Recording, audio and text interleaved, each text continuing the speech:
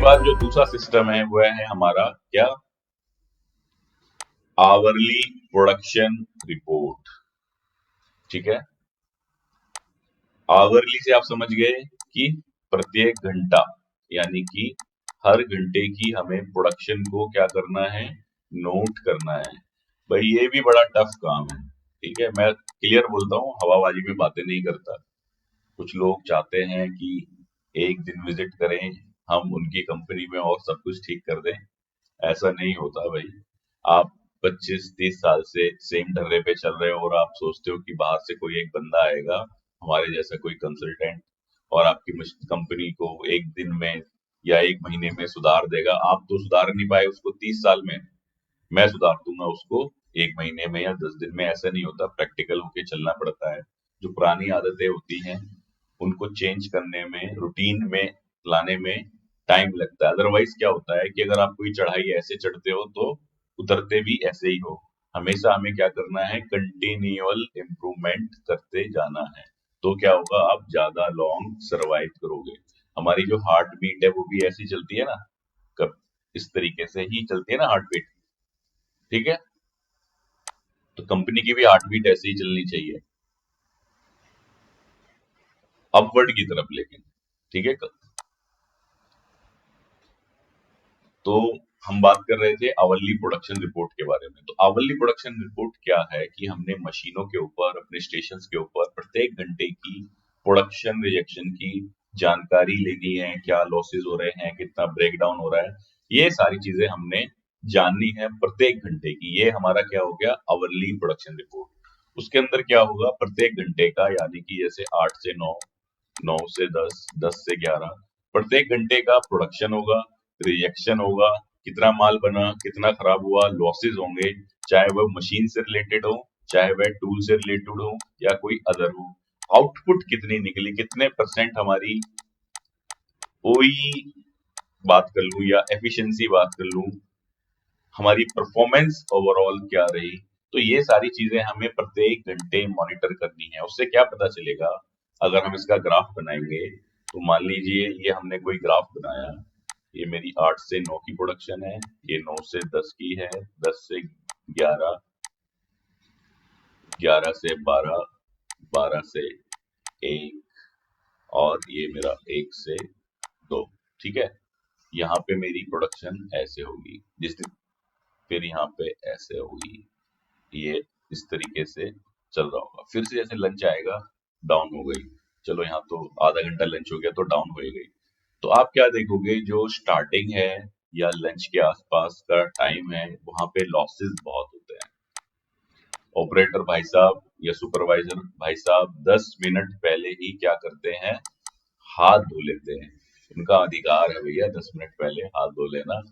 1 बजे लंच का मतलब है उन्होंने 1 बजे लंच का डब्बा खोल लेना है। और कई जगह तो क्या होता है, 1 बजे अगर लंच है तो 1 बजे तक तो लंच खत्म, आधा घंटा इन्होंने ताश बजाने हैं या टाइम पास करना है मस्त। ठीक है, अगर आपको याद हो, आप स्कूल में पढ़े हो, स्कूल में अगर हमारा स्कूल टाइम होता था 8 AM, तो 8 AM का क्या मतलब था, 8 AM क्लास शुरू हो जाती थी, स्टार्ट हो जाती थी या हो जाती है। लंच का अगर मतलब है 1 PM या 11 AM, तो 11 AM पर ही लंच होगा। ऐसा नहीं होगा 10 मिनट पहले ही हम हाथ धो के तैयार हो जाएं, या हम 8 बजे सुबह ना पहुंच करके 8 बजे पहुंचे और क्लास में 8:10 तक पहुंचे। ऐसा नहीं चलता। 8 AM का मतलब है आपको 7:50 तक स्कूल में पहुंचना पड़ेगा। ठीक है, वहां क्या कर रहे हो, आप पैसे देके जा रहे हो या बच्चे को पैसे देके भेज रहे हो, तो वहां आप टाइम से पहले पहुंच रहे हो और 8 बजे सेशन शुरू हो रहा है। यहाँ उल्टा है। यहाँ तो अगर बंदा, अगर 8 बजे का टाइम है ना, अगर 8 बजे भी आ जाए तो मालिक साहब या टॉप मैनेजमेंट बोलती है यार बड़ा पंक्चुअल बंदा है। अरे भैया 8 बजे तो आया है, पहुंचते पहुंचते 8:30 बजा देगा काम शुरू करते करते। मेरा ये मानना है, और होना भी यही चाहिए, 8 बजे मतलब 8 बजे मशीन का बटन दब जाना चाहिए, मशीन या स्टेशन शुरू हो जाना चाहिए, तब तो हमें पता चलेगा। तो जब आप इसको आवरली रिकॉर्ड करना शुरू करोगे, तो आपको पता चलेगा किस घंटे में प्रोडक्शन बढ़ रही है या किस घंटे के अंदर प्रोडक्शन हमारी घट रही है। ये हो गया हमारा कौन सा सिस्टम, दूसरा सिस्टम प्रोडक्शन को मैनेज करने का। इसके बाद आएंगे हम तीसरे सिस्टम के ऊपर। तीसरा सिस्टम हमारा क्या है, डीपीआर यानी कि डेली प्रोडक्शन रिपोर्ट या ओई sheet, overall equipment effectiveness sheet. जो हम आवरली डेटा रिकॉर्ड कर रहे हैं उसकी एक समरी बना करके हमने एक एक्सेल शीट में डालनी है। कहाँ डालनी है, एक्सेल या गूगल शीट के अंदर हमने डेटा डालना है। डेटा क्या डालेंगे, वही सारा जो आवरली रिपोर्ट के अंदर रिकॉर्ड कर रहे हैं, date, machine, operator, time, output. ठीक है, आउटपुट मतलब प्रोडक्शन उसने कितनी निकाली, उसने रिजेक्शन कितनी निकाली, टोटल उसकी आउटपुट कितनी रही, उसकी परफॉर्मेंस कितनी निकल के आई, वही कितनी निकल के आई, टोटल लॉस टाइम कितना था। तो ये सारा का सारा हमने उठा करके डेटा एक क्लब करके हर मशीन का जो आवरली हमने रिकॉर्ड किया उसको क्लब करके एक शीट के अंदर डाल देंगे, जिससे हमें पता चलेगा डे वाइज प्रोडक्टिविटी, या डे वाइज आप उसको कह सकते हो, वही हमें पता चलेगा। ऑपरेटर वाइज हमें पता चलेगा क्या आउटपुट आ रही है, मशीन वाइज हमें पता चलेगा क्या आउटपुट आ रही है, प्रोडक्ट वाइज हमें पता चलेगा क्या आउटपुट आ रही है। हो सकता है किसी एक स्पेशल प्रोडक्ट है उसमें बहुत ज्यादा लॉसेस हो रहे हो, उसमें लॉस टाइम ज्यादा आता हो, उसमें सेटअप ज्यादा आता हो। कोई मशीन है बार बार फ्रिक्वेंट ब्रेकडाउन हो रही है, उसकी लगातार वही डाउन जा रही है, तो ये क्या मिलेगा, यहाँ से हमें एक एक्शन पॉइंट मिलेगा। हम कोई भी डेटा क्यों रिकॉर्ड करते हैं, हम डेटा रिकॉर्ड करते हैं डेटा एनालिसिस के लिए। किस लिए, डेटा एनालिसिस के लिए। ज्यादा बहुत जगह इतने मोटे मोटे कागज इकट्ठे कर रखे हैं, लेकिन उसका करना क्या है लोगों को नहीं पता। जब तक आप डेटा सॉफ्ट में नहीं डालोगे, उसको एक्सेल में, किसी सॉफ्टवेयर में या गूगल शीट के अंदर आप नहीं इनपुट करोगे, तब तक उस डेटा का होना ना होना बराबर है, कबाड़ा है वो डेटा। ठीक है, जब आप उसको डेटा को सॉफ्ट फॉर्म में कन्वर्ट कर देते हो, तो आप वहां से बहुत सारे फिल्टर्स लगा के बहुत सारी रिपोर्ट्स जनरेट कर सकते हो, बहुत सारे ग्राफ जनरेट कर सकते हो। उससे आपको एक्चुअल में पता चलेगा कि are we making any profit, हमारी कंपनी कुछ प्रॉफिट भी हो रहा है या नहीं हो रहा है, हमारे लॉसेस क्या हैं, हमारी आउटपुट क्या है, हमारी कौन सी मशीन है जो सबसे ज्यादा बार बार लॉस में जा रही है, कौन सा ऐसा ऑपरेटर है जो बहुत ही बढ़िया परफॉर्म कर रहा है, जिसकी 99% आउटपुट आ रही है या 95% आउटपुट आ रही है, और कौन सा ऐसा ऑपरेटर है जो लगातार 50% पे काम कर रहा है। पैसे आप किसी भी ऑपरेटर को पूरे दे रहे हो, पैसे आपने किसी भी मशीन के लिए पूरे खर्च किए हैं, आप मशीन से आउटपुट ले रहे हो आप 50% की, मशीन है आपकी 1 करोड़ की, तो आप 50 लाख जो है आपके, तो वो तो वेस्ट ही हो गया। तो ये चीजें क्या है, लोग समझते नहीं है, डेटा को इनपुट नहीं करते। अरे इसके लिए अगर आपको एक अलग से एक डेटा एंट्री ऑपरेटर भी रखना पड़े तो डेटा तो डलवाओ, पता तो चले, आउटपुट तो आए। क्योंकि आप अपने प्रोडक्शन सुपरवाइजर जो 25 साल 30 साल पुराने हैं उनसे डेटा डालने को कहोगे, पहली बात तो उनको कंप्यूटर को देख के क्या लगता है, डर लगता है। और दूसरा, अगर उन्होंने डालना शुरू कर दिया तो पूरे दिन क्या करेगा, वो डेटा ही डालता रहेगा। उसका काम डेटा डालना नहीं है। जो आपका प्रोडक्शन सुपरवाइजर है या प्रोडक्शन इंचार्ज है, अगर वह पुराना है, उसका हाथ बहुत ज्यादा कमजोर है कंप्यूटर के ऊपर, आप उसको सिखाओ, बेसिक बेसिक चीजें सिखाओ। लेकिन इससे बेटर है कि आप एक डेटा एंट्री ऑपरेटर रखो। क्या रखो, डेटा एंट्री ऑपरेटर रखो, और उससे सारा डेटा पंच कराओ, चाहे वह प्रोडक्शन का हो या वह क्वालिटी का हो, मेंटेनेंस का हो। वो सारा डेटा इकट्ठा करेगा, पंच कर देगा, आपको रिपोर्ट मिल जाएगी सारी की सारी। वहीं आप इनको इंडिविजुअल दोगे, अगर उनकी स्पीड अच्छी है, अच्छे हैं कंप्यूटर में, तो मैं तो प्रेफर करूंगा कि वो खुद ही डालें अपना सारा डेटा। लेकिन अगर उनकी स्पीड ही नहीं है, उन्होंने एक छोटी सी शीट को डालने में 4 घंटे लगा देने हैं, तो उसका डेटा उनसे डलवाने का कोई लॉजिक नहीं है। 60,000 70,000 रुपए के बंदे से 15,000 रुपए वाला या 20,000 रुपए वाला काम कराने का कोई लॉजिक नहीं है। तो ये हमारे 3 सिस्टम हो गए जो हमने प्रोडक्शन को मैनेज करने के लिए इम्प्लीमेंट करने हैं। जिसमें सबसे पहला क्या था हमारा, सबसे पहला था हमारा प्रोडक्ट मास्टर। ठीक है, दूसरा हमारा क्या था, आवरली प्रोडक्शन रिपोर्ट। और तीसरा अभी हमने क्या जाना, डीपीआर डेली प्रोडक्शन रिपोर्ट या ओई रिपोर्ट। ठीक है, अब तीनों का जो फॉर्मेट है वो देख लेते हैं। ऑलरेडी मैं इन पे कई सारी वीडियोस बना चुका हूँ, वहां से और ज्यादा डिटेल में आप देख सकते हो। यहाँ पे ज्यादा डिटेल में जाएंगे तो वो कर नहीं पाएंगे, ऑलरेडी उस पे काम हो रखा है। तो आप फॉर्मेट तीनों के तीनों समझ लेते हैं कैसे काम करते हैं, आवरली प्रोडक्शन रिपोर्ट का, डेली प्रोडक्शन रिपोर्ट का और प्रोडक्ट मास्टर का। दोस्तों आप लोगों की स्क्रीन के ऊपर प्रोडक्ट मास्टर का जो फॉर्मेट है वो आ चुका है। इसके अंदर हमने जैसे बताया आपको कि हमने सारी की सारी जानकारी डाल देनी है प्रोडक्ट से रिलेटेड, चाहे वह कोई आइटम कोड हो कि इस पार्ट का आइटम कोड ये है, उसका पार्ट नंबर डालना है, पार्ट नेम डालना है, ड्राइंग नंबर डालना है, ऑपरेशन डालना है, जैसे कि ये वाला मेरा जैसे मान लीजिए वॉक बॉस Y1 पेपर है, इसका पार्टिंग है OP10 है 20 30 50, यानी कि ऑपरेशन पहला दूसरा तीसरा चौथा पांचवा पार्टिंग के बाद किस पे हो रहा है, ड्रॉप पे हो रहा है, ये CNC पे हो रहा है, MNTR पे हो रहा है, टैपिंग पे हो रहा है। कस्टमर कौन है इनका, ए। साइकिल टाइम कितना है 90 सेकेंड, लोडिंग अनलोडिंग टाइम कितना है 0, जैसे दूसरे में 24 है और 10 है। रॉ मटेरियल कितना लग रहा है, कौन सा लग रहा है, रॉ मटेरियल इसमें लग रहा है SS 430 राउंड 28 डाया 14.5 इसकी पार्ट की फिनिश लेंथ है, कट लेंथ यानी कि काटेंगे जब बैंड सा से या स्कॉट ड्रॉप के ऊपर 17.5 मिलेगा। फिनिश कितना हो गया 14.5, यानी कि लगभग 3 mm का यहाँ पर हमने लॉस लिया है, कटिंग लॉस। ग्रॉस वेट कितना, नेट वेट कितना और स्क्रैप वेट कितना, ये सारी यहाँ पे जानकारी आ गई, कितना हमारा रॉ मटेरियल कंज्यूम हो रहा है।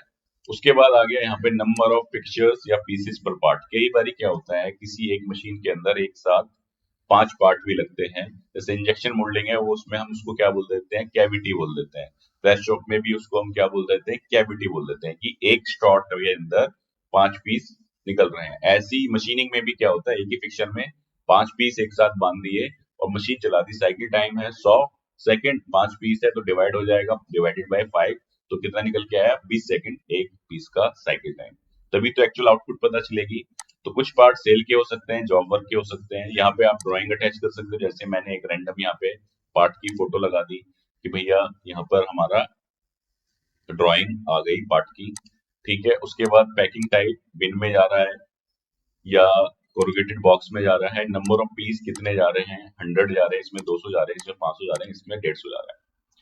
तो इसमें आप किसी भी लेवल तक जा सकते हो, जो भी आपको जानकारी रखनी है वो सारी की सारी एक ही शीट के ऊपर लेकर के आ जाओ।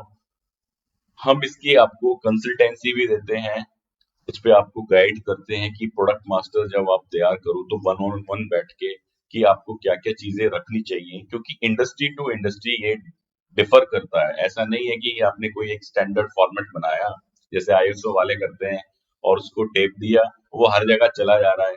अरे मोल्डिंग में फिक्सचर का क्या काम, मोल्डिंग में तो भाई केविटी चाहिए, ठीक है।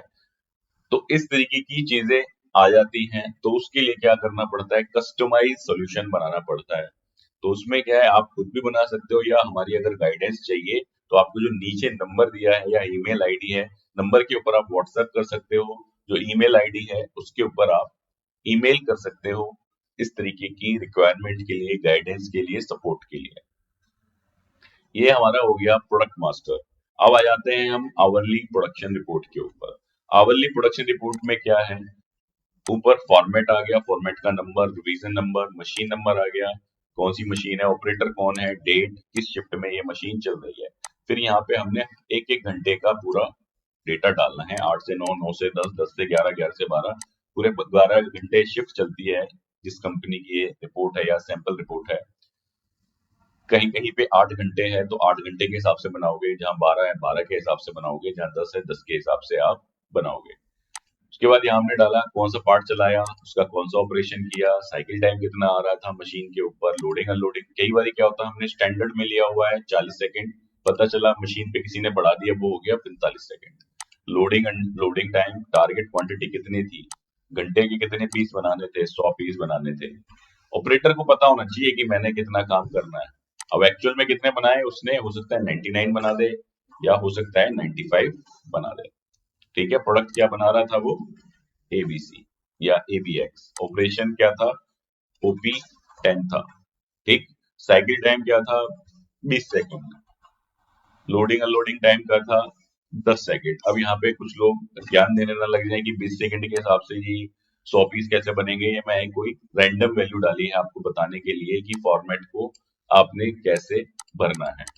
ज्ञान बहुत जल्दी शुरू हो जाता है, हम समझ कॉन्सेप्ट नहीं समझते, बस कमियां निकालने में लग जाते हैं, ये गलत बता दिया वो गलत बता दिया। आप कॉन्सेप्ट को समझो और यहाँ से आप देख करके खुद बना सकते हो। अगर आप ये देख करके खुद भी नहीं बना सकते तो हमारे इंजीनियर होने का क्या फायदा। उसके बाद यहाँ पे आ जाता है रीजन फॉर रिजेक्शन। जैसे हमने हर रिजेक्शन के रीजन को पॉइंट दे दिया, 101, 102, 103, 104। 101 का क्या मतलब है, वर्क। 102 का क्या मतलब है, कास्टिंग। 103 का क्या मतलब है, चैटरिंग। इंजेक्शन मोल्डिंग में ये कोड कुछ और हो सकते हैं, डिफेक्ट कुछ और हो सकते हैं, प्रेस शॉप में कुछ और हो सकते हैं, ठीक है। आप कोई असेंबली शॉप चला रहे हो वहां कुछ और हो सकते हैं। तो टोटल रिजेक्शन मान लीजिए एक पीस ये हो गया, एक ये हो गया, टोटल ये कितने हो गए, 2 पीस हो गए।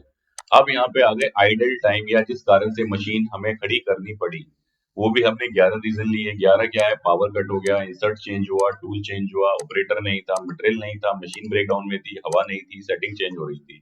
तो हमने यहाँ मान लिया जी 3 नंबर में मेरे 20 सेकंड खराब हो गए, 20 मिनट खराब हो गए। 3 नंबर क्या है मेरा, टूल चेंज, ठीक है, टूल चेंज हो रहा था 20 सेकंड। तो टोटल कितना हो गया, 20 सेकंड मेरा लॉस टाइम। तो ऐसे हर घंटे का यहाँ पर ऑपरेटर ने डेटा भरना है। जिम्मेदारी किसकी है, ऑपरेटर की है इसको भरने की। तो यहाँ पे हर चीज का टोटल करेंगे, ऑपरेटर अपने साइन करेगा, सुपरवाइजर वेरीफाई करेगा, उसके बाद प्रोडक्शन हेड को दिखाएगा। ये ओके हो गया, अवली प्रोडक्शन रिपोर्ट हमारी डल गई। इसके बाद हमने क्या डेटा इनपुट करना है, हमने डेटा डालना है डीपीआर के अंदर, डेली प्रोडक्शन रिपोर्ट के अंदर, जिसके अंदर हम क्या डालेंगे, वही सारी चीजें, लेकिन क्या कर देंगे, club. Club in the sense कि ये जो नीचे वाला जो डेटा है यहाँ पर, ये टोटल जो आ रहा है, ये वाला डेटा हम सारा डाल देंगे कि टोटल प्रोडक्शन कितना हुआ, ठीक है, टोटल रिजेक्शन कितना हुआ, रिजेक्शन भी हुआ तो टोटल किस किस डिफेक्ट में कितना हुआ। किसके अगेंस्ट में डालेंगे, इस मशीन के अगेंस्ट में डालेंगे, इस ऑपरेटर के अगेंस्ट में डालेंगे, इस डेट के अगेंस्ट में डालेंगे, इस शिफ्ट के अगेंस्ट में हम ये सारा डेटा डालेंगे।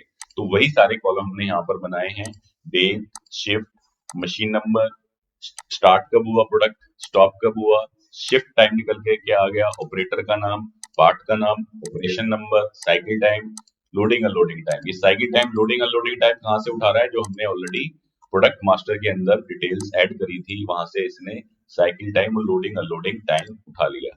आप डायरेक्ट भी डाल सकते हो, अदरवाइज हमने यहाँ पे एक और कॉलम दिया है, एक्चुअल साइकिल टाइम कितना आ रहा था और एक्चुअल लोडिंग अनलोडिंग टाइम कितना आ रहा था, ताकि हमें डिफरेंस पता चले। उसके बाद नेट साइकिल टाइम, टारगेट निकल के आ गया कि इसने 62 पीस बनाने हैं घंटे के, ठीक है। टोटल शिफ्ट टारगेट था 683, बन गया 1200। जैसे मैंने बताया कि ये रैंडम डेटा डला हुआ है तो ये कम ज्यादा भी हो सकता है। लंच के लिए हमने प्लान डाउन टाइम में ये सारे लॉसेस डाल दिए, अनप्लैंड में ये सारे हमारे लॉसेस रहे, ठीक है।